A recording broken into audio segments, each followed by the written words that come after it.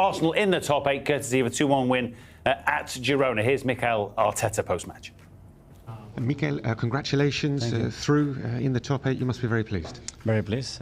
Job done, and job done in the manner and the way that we won it. At the end, winning in a convincing way and a really good position. You were made to work a little bit tonight. What's your assessment of the game? Yeah, we knew it was going to be tough. I think we started the game really well, then conceded that game, and then it's not easy in Champions League to turn the game around. But we generated some big chances, some big open chances, missed a penalty.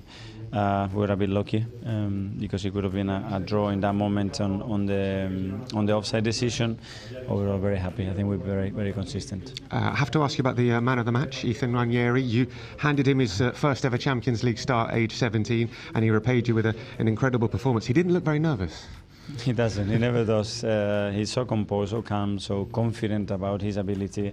And when you can see that at 17, starting the Champions League and score a very important goal is not very common. You finished third out of 36. Some big teams finishing below you. What's the feeling about how far you guys can go? How much confidence does that give you into the knockout stages? It shows a lot of consistency and quality in what we delivered in the first 8 games. Playing home and away, I think, is been very similar. And hopefully more confidence and belief for the team that we are a really good team, that we can compete with anybody. And I think that's a big thing in this competition, to really have that trust in yourself. And you can go far. I hope so. Thank you very much. Thank you. Job done. Talking to Phil Kitchen-Milidis, who looks an awful lot like his own goalkeeper, David Raya, doesn't he? I bet Mikel did a double take there. Hang on, why am I being interviewed by my own goalie?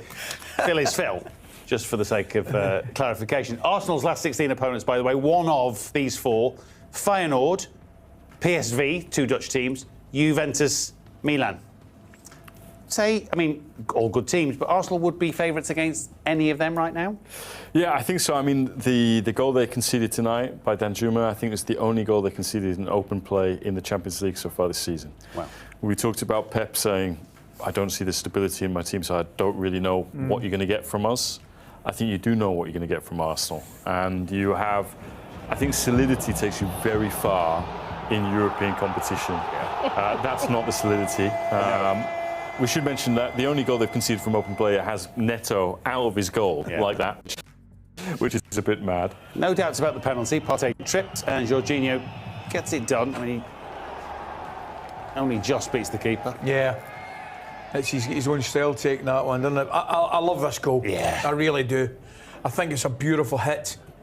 And I think it's a lot harder than it looks. It's behind him, he's got to get his foot round it. And what's really impressive is the power he generates with the curl on it. Lovely finish. Scoring a few, isn't he? Getting a few games, possibly because others are not fit and available, but he's taking his chances, Ethan. Yeah, look, he's a talented lad. They've been speaking about him for a while, and obviously Bukayo Saka would normally be in that position. And he's taking his chance. He's an exceptional talent, brilliant in the 1v1, and that's what Arsenal need. I mean, I think only Kai Havertz as their recognised striker available today, so the light in the attacking third, which we all know about, and hence why there was probably a bid today. But defensively, they're solid, and that'll be the way I think they progress. No one will want to try and play against that defence. Yeah, I mean, you would think from what we're hearing, there's a slim chance they get an Ollie Watkins deal done in the next few days if Duran is leaving Villa. So do they look elsewhere? Because generally you'd say we're not just going to get anybody, it's got to be someone who makes us better.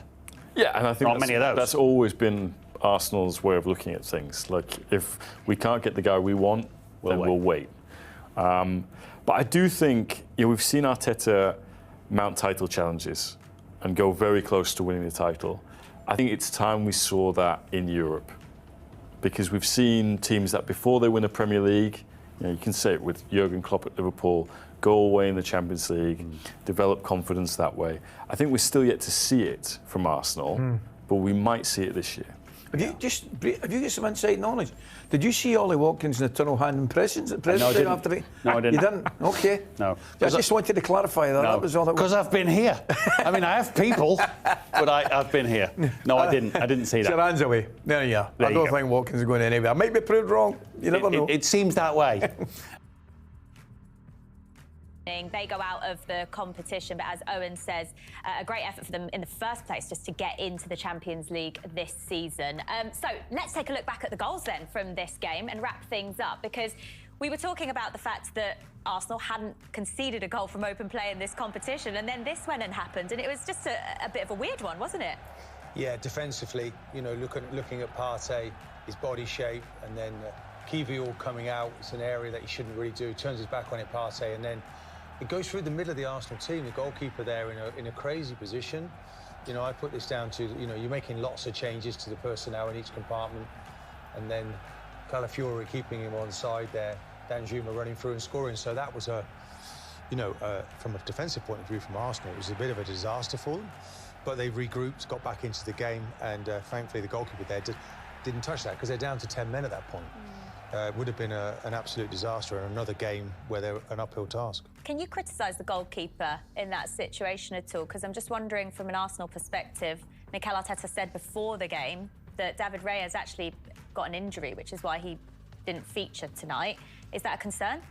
Well, it would be if you're missing Raya. You could argue he's been the best goalie in the Premier League this season. I think he'll criticise no pressure on the ball first. You know, Trossard maybe could press a little bit better. They're a bit too open in midfield. Partey takes his eye off Danjuma, and Kiwior steps into midfield where maybe Jorginho could fill in there as well. So I think Mikel's so sharp. He obviously, the goalkeeper might get a bit of criticism, but there's lots of parts before that lead to that happening. That was Neto's Arsenal debut tonight as well. Yeah, but Neto, that's the normal position for the goalkeeper. He's advanced. He's waiting for the one ball that goes over the top. He just got caught in no man's land a little bit. And it's one of those, like, you know, Kiwior, for instance, you know, like I'm trying to organise that barrier in front of me. I don't really want to wander into that area, because quite often the space you vacate, somebody flies into, and that's what happened. So their shape gets a little bit disrupted, but it's players who are not playing a lot together.